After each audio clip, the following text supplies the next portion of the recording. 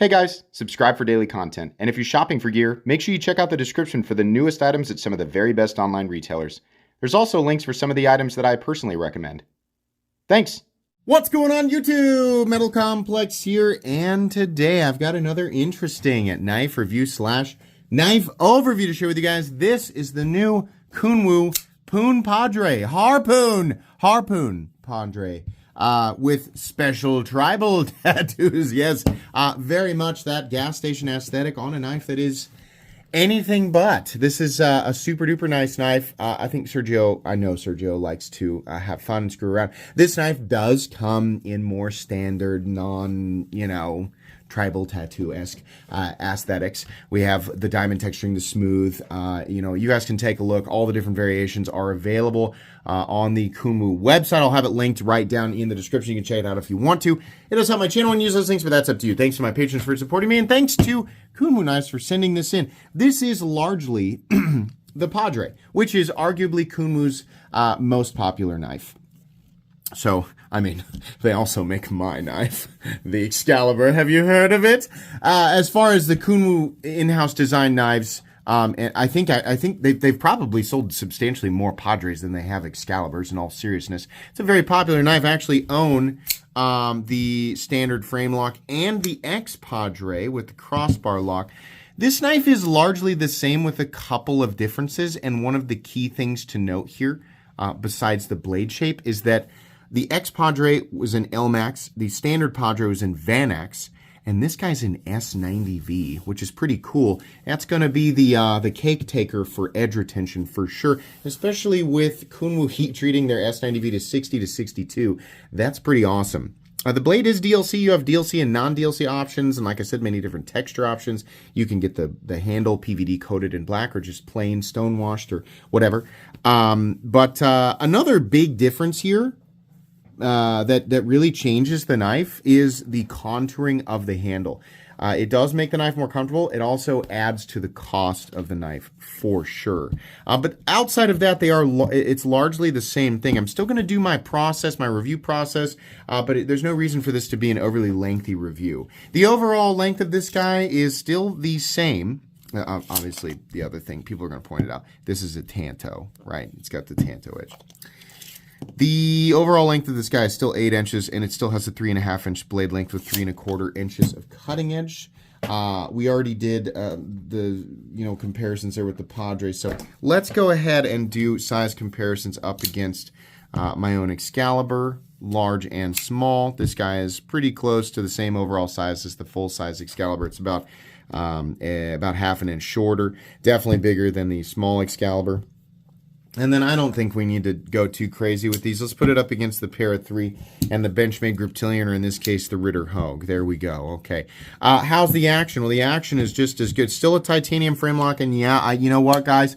Almost certainly there's going to be a Vertilock version of this, and probably like a lot of Kunwu knives in general. And I know you're thinking, don't you know? Don't you have like all the inside information? Truthfully, I have no idea. This is the God's honest truth. I have no idea which models they plan to add the Vertilock to. I cannot imagine that they would not add the Vertilock to one of, if not their most popular knives, as well as many other products. I have no idea.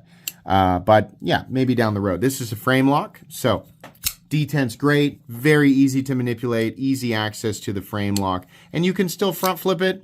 You can still, kick it out like this, however you want. You can Spidey drop it. You can do all of that. That's pretty cool. Action's fantastic. Carry profile thickness up against the Spyderco Para 3. It is thicker, and it's more, it's noticeably more thicker because of that contouring. The standard version was pretty similar. This contouring, I think, definitely added material, and you can see that. But the knife is substantially more comfortable as well. It's not to say that the knife wasn't comfortable to begin with. It certainly has always been a comfortable knife. Carry profile length and height, you can see here. It is a little shorter than PM2, but it's also pretty tall, especially with that harpoon notch. So just consider that before you buy, because it might not, for some pockets it'll be perfectly fine, for others not so much. Let's go ahead and do a hardware check. I'll get out my tools as per usual. My tools are very inexpensive and very recommendable. You can find them right down in the section of my description that talks about the tools I use on this channel. The pivot is a T8. The lock bar insert screw is a T6, but you're never going to mess with that if you're a sane person. T8 for the body screw, T6 for the 2 pocket clip screws, which, by the way, is an ambidextrous pocket clip. You can mount it on either side, so that's good. As long as you have the right tools, you'll be good to go. And then finally, we're going to measure the blade stock thickness here. Oh, we haven't weighed it. We do want to see... oh, no, the battery! The battery is gone! We can't have that. Surely the battery ended up in here. That's my last one. What happened? It's gone. Oh, no. Oh, no, the battery. Surely. I can't believe that it would be gone. Is that a computer chip? No, I don't know. That's the cover plate for it. We found that.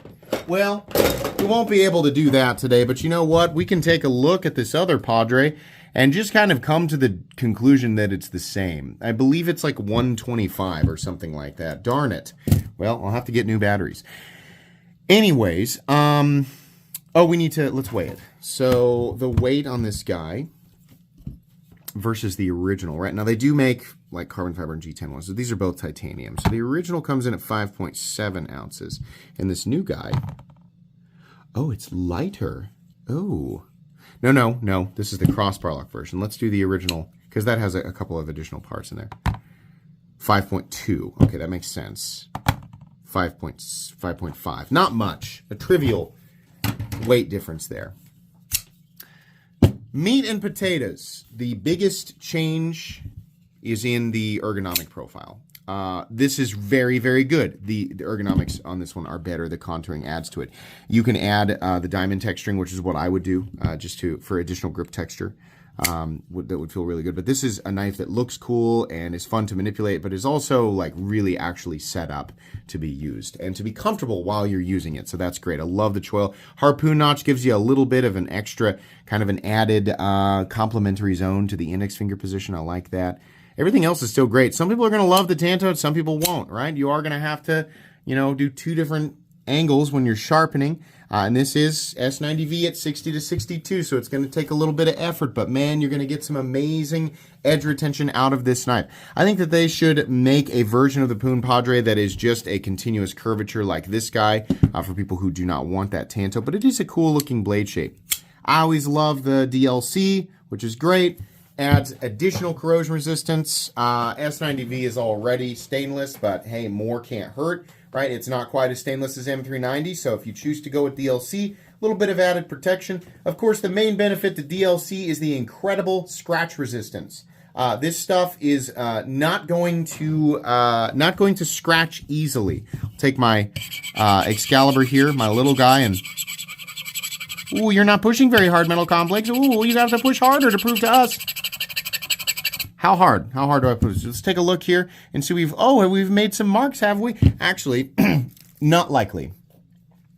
Usually just the other blade being like pulverized into the DLC, and you can see there after we've wiped it off. DLC is very serious. Now, for those of you weeping for my Excalibur, we'll take a look here at the tip, and we're okay, right? But no, the marks were really just sort of, I think, more so me like moving the oil around on the blade. DLC is incredibly scratch resistant, and it's awesome. That's why I like it. But you don't have to go with it if you don't want to. We still have the Timascus pivot collars on both sides, which is cool. We have the same back spacer, the same lanyard hole, and the same pocket clip, which looks a little phallic, but it does work. In and out of the pockets, very easy. Steel lock bar insert that doubles as the over travel stop. The tribal thing is going to be fun for some people and will be gaudy to other people, right? There will be people who buy this ironically, and there will be people who buy this unironically, right? It doesn't really matter. I think that it's funny. I mean, it really does, the whole like Poon theme and the fun, like, whatever, the Limp Bizkit era where everybody had that tattoo. Fortunately, I escaped that. I'm 38, so I was very close for that to have been a tattoo. I do have friends my age who have very regrettable tribal tattoos. I have one friend who tattooed it all the way across his chest and then mirrored it on the other side. That's going to look great when he's 80. But anyways, I think it's fun either way. It's not hurting anybody. And the nice thing is that you have options. You can get it or not get it, get the texture and get the smooth, right? Whatever you want. The stop pin is it still internal? I think so. Yeah, you can see it in there. It's internal, so no worry of anything contacting in an inappropriate spot underneath here. There's your plunge grind, by the way. Very straightforward and simple review. What does this come in at? The base price of the Poon Padre is $300. Metal Complex, the prices are going up even on Kunwu knives. That's more than the standard one, yes, but wait. That's why we pointed out a couple of things here. Number one, it is S90V. S90V is not a cheap steel. Yeah, you can occasionally get S90V on less expensive knives, but it's not the same combination of materials. As far as blade steels go, S90V is on the more expensive end of the spectrum. So it's a nice steel, right? We also have a contoured frame now. This costs more to do than a flat scale, period. It is more expensive to machine it this way, right? So even at base, that's what we're looking at. There's two elements there that are going to add to the cost, even though Vanax, you could argue, is probably a more expensive steel, right? Prices are increasing. That's generally true. But the contouring and the blade shape is probably also a little bit more difficult and costly to machine, right? So I feel like the standard Vanax Padre, like the standard one, was like, what, $260? So a $40 increase between the change in blade material, the blade shape, and the contouring of the scales. Is that justified? For some, yes. For others, no. I don't think it was a wild enough price increase, to say like, oh, they're like, excessively charging or anything. Going from a flat scale to a contoured scale, even when you're doing it in China, is very much so more expensive. Flat versus contoured, for sure, right? But it's not the only factor. There can be many factors, and that can be one of the individual factors that point to a cost increase, right? If you were to do this exact knife but make it 50% larger and do a flat scale, well, obviously the costs that go into it would be higher for a completely different reason, despite the fact that the scale is flat. But comparing this version to this version, I think I can understand why there's a bit of a price increase. But it's really going to come down to what you guys like. I think Kunwu does some of the best $300 knives on the market, right? There's a lot of competition out there. This is one of the reasons that I've always loved Kunwu.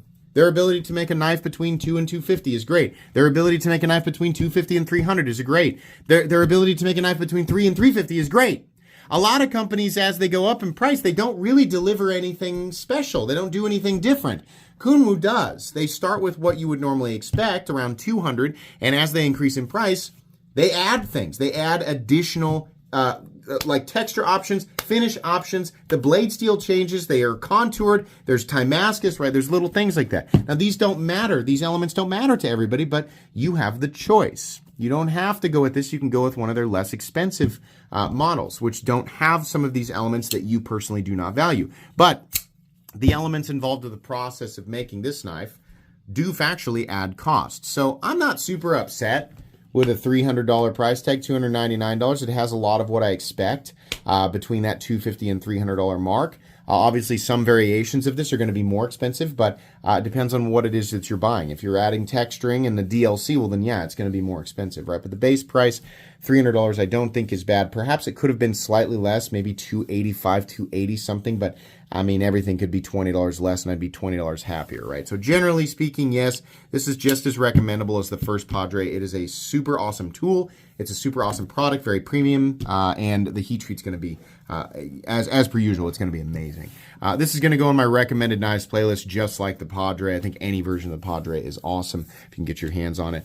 Please make sure to follow me on Instagram at metal_complex. If you enjoyed this video, leave a like. If you'd like to check out my other content, I do, of course, have lots of videos of knives that are either expensive or inexpensive that I do or don't like, so check those out. And if you enjoy all my content, go ahead and click on that Metal Complex logo right there and subscribe, because there's definitely more coming. Thanks again for watching, everybody, and have a great day.